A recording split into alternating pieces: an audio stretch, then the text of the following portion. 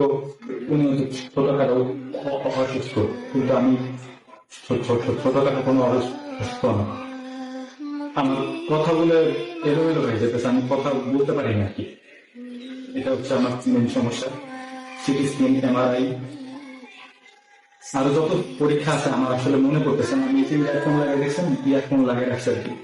Earphone লাগিয়ে রাখছি, আমি কথা মনে থাকে না আমার আর কি, আমি ভুলে যাই আর কি।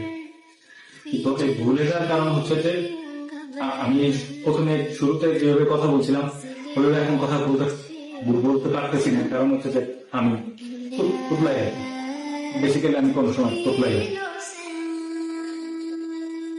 তো আমার যে অসুস্থতা সেটা হচ্ছে যে প্রথমে আমি ডেঙ্গু আক্রান্ত হয়েছিলাম।